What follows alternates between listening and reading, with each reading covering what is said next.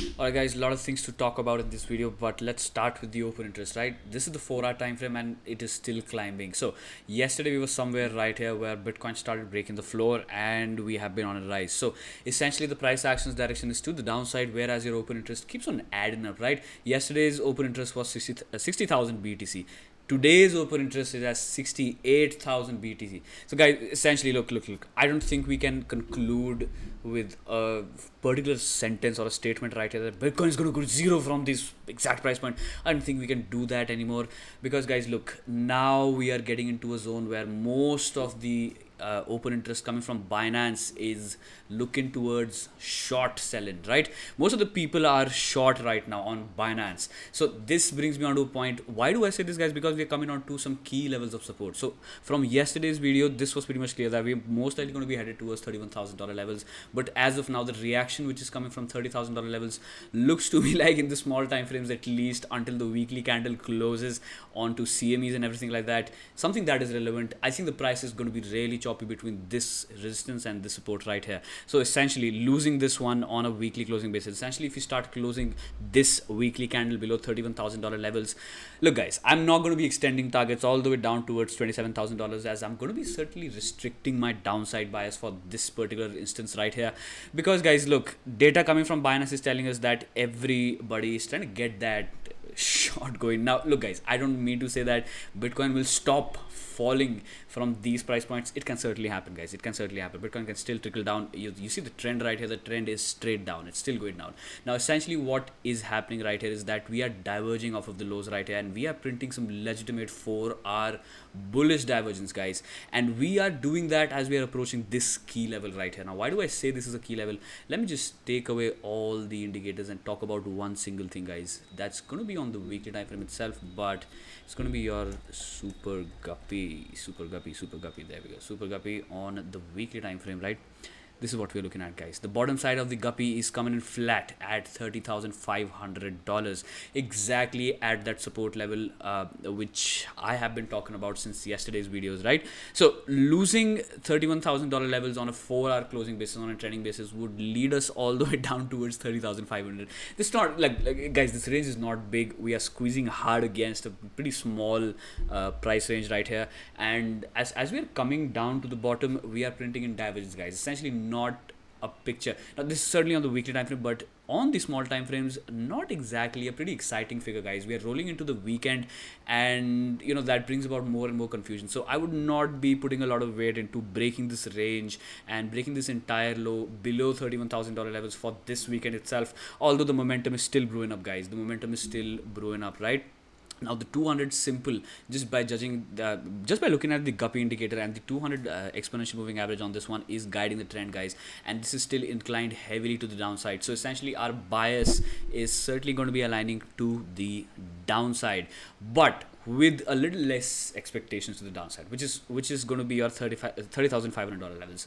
And if the weekly candle closes below $30,500 levels, then we can have that different scenario planned out for us, and most likely the price will then head towards $27,000 at first, guys. And look, guys, that is, I think, the best range where most of the bear traps can be created, and then we can push all the way towards these price points, guys. Look, the liquidity is also squeezing away from the market, so creating these short squeeze is not going to be difficult for anybody who's, let's say, anybody who's trading $10 million worth of Bitcoin in the spot. I don't think it's going to be really difficult choice to create a bear trap, right? It's going to be pretty easy, guys, and with everybody inclined to the short and everybody trying to take those short position as the price goes down, I think it's going to be very, very easy to go for that bear trap, right?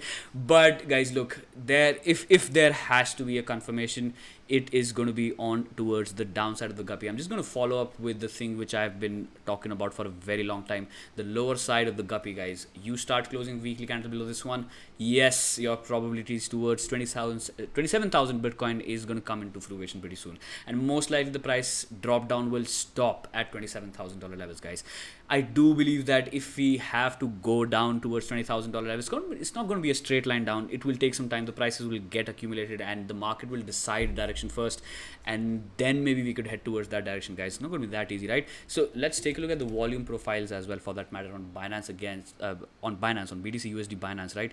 Let's take away the copy and let's put on the VPVR, guys. Right now we are at the volume node, and you can see right here, if the weekly candles do close below $30,500 levels, the first support which is coming in according to the volume indicator is going to be below your 6-minute itself, all the way at $23,000 levels. And guys, I think we can demarcate this entire region with your little volume node coming in, and let's see where the Bollinger Bands are aligning the price action towards, right?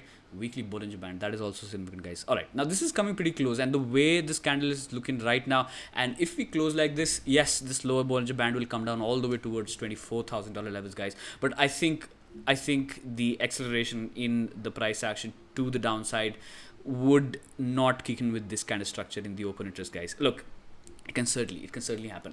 I'm not denying the possibility of that thing happening, but as of now there are no clear indications, guys. And whenever there are no clear indications, it's equal to no trade, to be honest with you, right?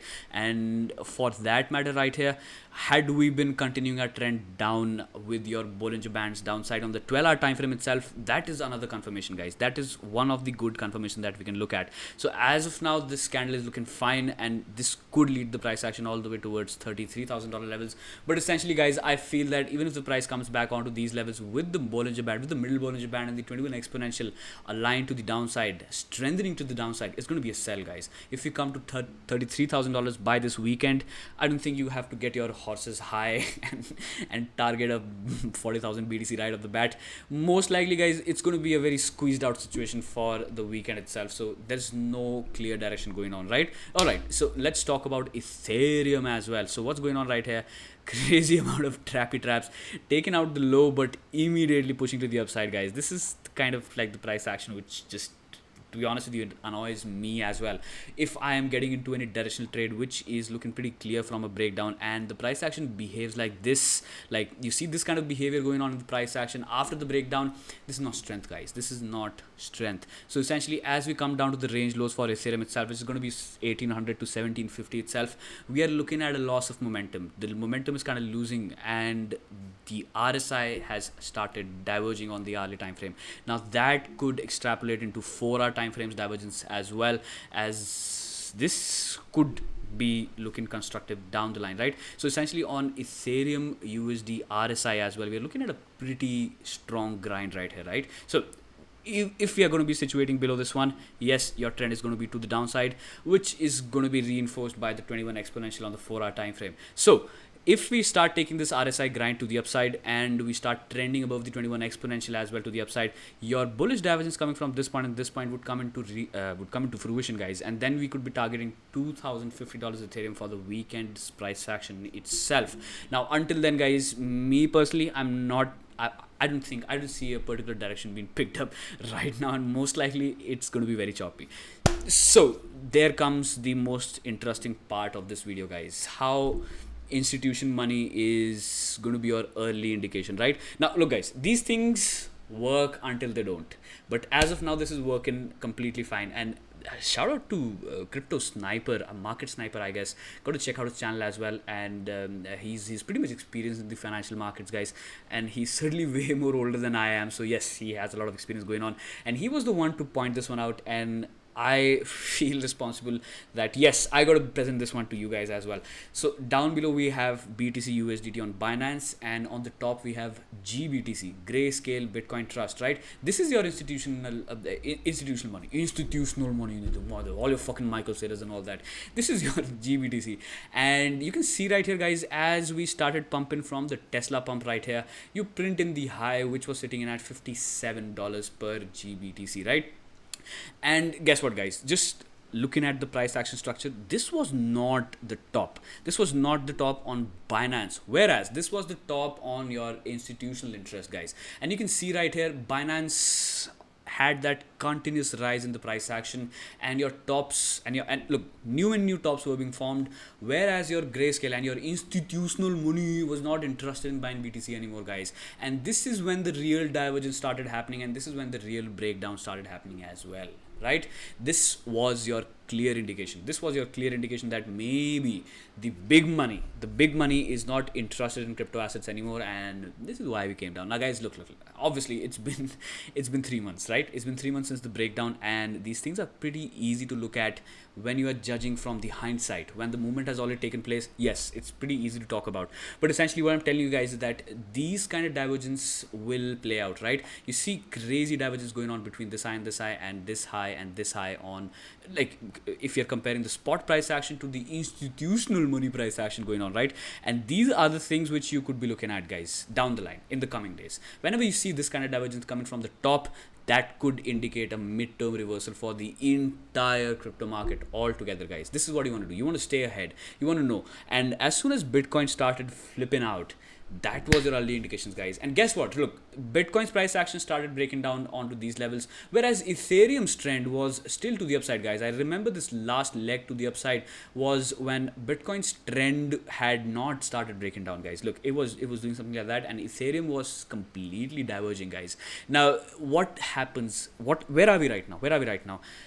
Ethereum followed Bitcoin, guys. Ethereum's price action followed Bitcoin, right? So essentially, this price action on BTC and GBTC combined is going to be your ultimate indicator as to if you want to park your money in crypto markets, or if you just want to situate out of the crypto market, maybe run towards flight of safety.